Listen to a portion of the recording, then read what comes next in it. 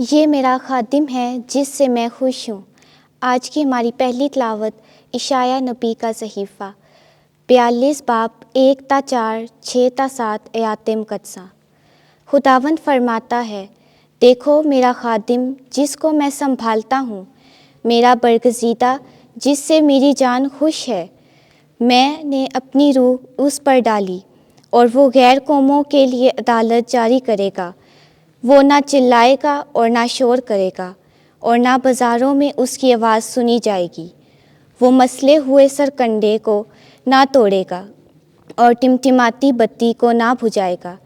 وہ راستی سے عدالت کو جاری کرے گا، وہ خود بھی نہ ٹمٹمائے گا اور نہ شکستہ ہوگا، تا وقت یہ کہ وہ زمین پر عدالت قائم نہ کرے، اور جزائر اس کی تعلیم کے منتظر ہوں گے۔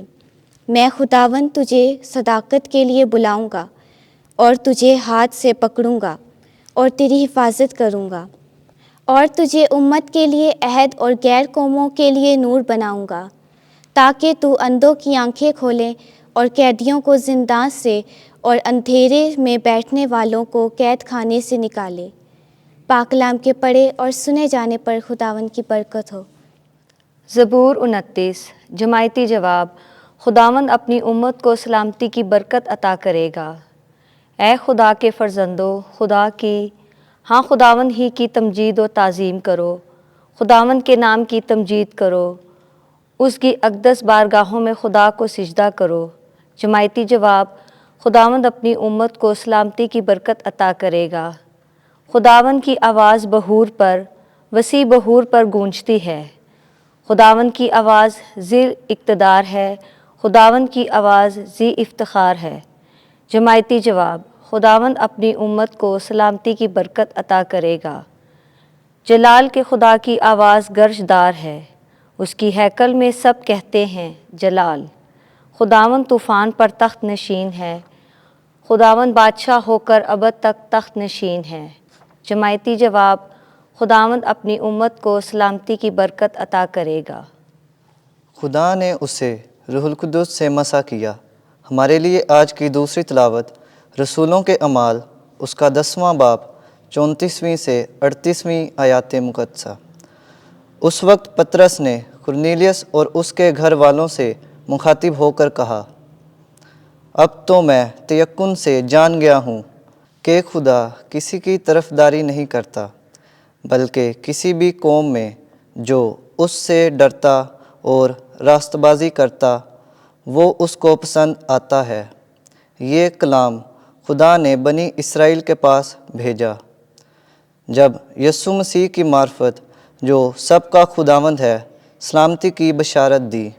تم اس بات سے واقف ہو جو یوحنا کے استباق کی منادی کے بعد جلیل میں شروع ہو کر تمام یہودیہ میں مشہور ہو گئی، کہ کس طرح خدا نے یسوع ناصری کو روح القدس سے اور قدرت کے ساتھ مسح کیا۔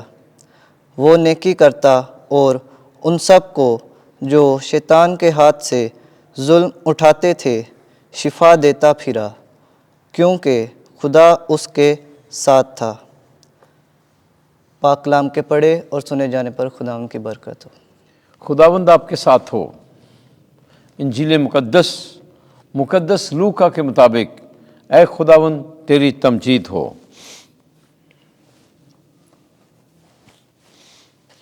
تیسرا باب 15ویں سے 16ویں، پھر 21ویں سے 22ویں آیت تک۔ جب یسوع بپتسمہ پا کر دعا کر رہا تھا تو آسمان کھل گیا۔ اس وقت لوگوں کو بڑی امید ہونے لگی اور سب اپنے دل میں یوحنا کی بابت سوچنے لگے کہ شاید یہی المسیح ہے۔ تو یوحنا نے جواب میں ان سے کہا کہ میں تمہیں پانی سے بپتسمہ دیتا ہوں، مگر مجھ سے ایک قوی تر آنے والا ہے جس کی جوتی کا تسمہ میں کھولنے کے بھی لائق نہیں۔ وہ تمہیں روح القدس اور آگ سے بپتسمہ دے گا، اور جب سب لوگ بپتسمہ پاتے تھے اور یسوع بھی بپتسمہ پا کر دعا کر رہا تھا تو آسمان کھل گیا اور روح القدس جسمانی صورت میں کبوتر کی مانند اس پر اترا، اور آسمان سے یہ آواز آئی کہ تو میرا بیٹا المحبوب ہے، تجھ سے میں خوش ہوں۔ انجیل مقدس کے وسیلے سے ہمارے گناہ معاف کیے جائیں۔ اے مسیح تیری ستائش ہو۔